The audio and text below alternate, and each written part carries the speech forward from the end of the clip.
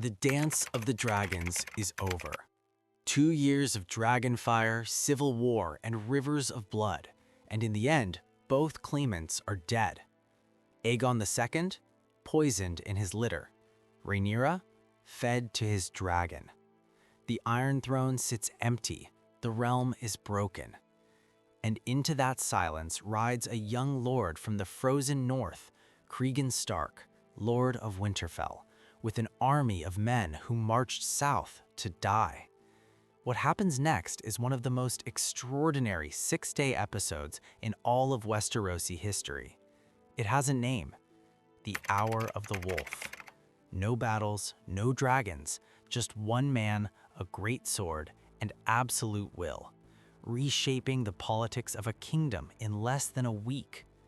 I'm going to tell you everything. Let's go. Quick context. We're in 131 AC.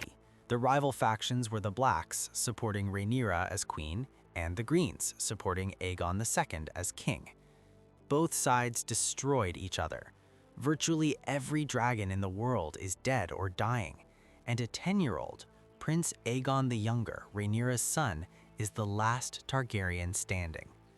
But here's the thing, nobody actually crowns him yet, because Aegon II was just secretly poisoned, and King's Landing is giddy.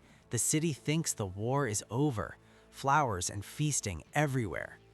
Grand Maester Munkin calls this the false dawn, because it won't last. Then Lord Cregan Stark arrives, and everything changes. By the time he arrives, the war is over. His ally is dead, but queen he swore to serve is dead. Corlys said to him, "You come too late, my lord. The war is done, and the king is dead." Cregan's response? He wasn't interested in celebrating. Mushroom tells us that whenever Stark stalked into a room, Bloody Ben would recall he was but 13 and 3. Cregan's plan? March to Storm's End, then Old Town, then Casterly Rock, destroy every remaining Green loyalist, no matter how far he had to go. Benjicott Blackwood, who was the only man there who could even bear to speak to him, said, "Half your men will die, Lord Stark." Cregan's response? "They died the day we marched, boy." You see, his northern army was made up of men with nothing to go home to. Winter was coming. He planned on it. He expected his men to die. In King's Landing, his men swagger like armored bears. He locks young Aegon and Maegor's Holdfast for his own safety. He arrests Larys Strong, he arrests Corlys Valyrian, he arrests Grand Maester Orwyll, Septon Eustace, Sir Perkin the Flea, dozens of men, highborn and low. Even the lads can't stop him. He cows them into standing aside. His charge? The murder of King Aegon II. To Cregan Stark, that's murder, that's treason, and the North demands justice. Sitting not on the Iron Throne, he's too proud for that, but on a plain wooden bench beneath it. The verdicts come fast. Grand Maester Orwyll, guilty. Sir Giles Belgrave and 3 fellow Kingsguard, condemned. All sentenced to die. And for the 2 masterminds, death. Here's where it gets interesting. Then enters Helisand Blackwood, known as Black Aly, huntress, horsebreaker, archer. Mushroom tells us she was not known for her beauty, with a face that is thin and dark, with eyes big and very white. She had none of a court lady's softness, and somehow, against all probability, Cregan Stark fell for her. She smells of wood smoke, not of flowers, he is reported to have said. That apparently was the highest compliment a Lord of Winterfell could give. She appealed to him one reason at a time: the realm, peace, honor, and finally, herself. "A hand for a head," said Black Aly, grinning, for Mushroom tells us this was her intent all along. She played him. In a book full of queens and battles, Black Aly uses nothing but cleverness and timing to redirect an entire political crisis. The morning of the executions arrives gray and wet. Cregan draws Ice, the Valyrian steel greatsword of House Stark, because in the north, the man who passes the sentence must wield the blade himself.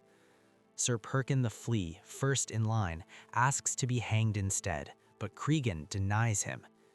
Then the pale-eyed lizard laird, Larys Strong, believed to be the next, makes an unexpected request. Not to part the crown of one of the 1,000 justices served by Cregan drone, but to kill him before Sir Giles, that the world will know that he was not a kingslayer. At last, Sir Giles is brought forth. He asks for a drink of wine, which is granted, and all his heart with God and his king. He too asks for a favor, a last sword fight with Robert Rhodes, whom Cregan denies. Sir Giles then comes to the block and lays his head upon it. Then he pauses and draws a breath. Cregan asks him if he is worthy. Shortly before noon, the first rains draw off, and Sir Giles is seen to lie still.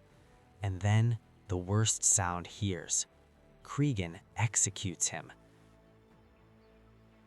Only 2 men die.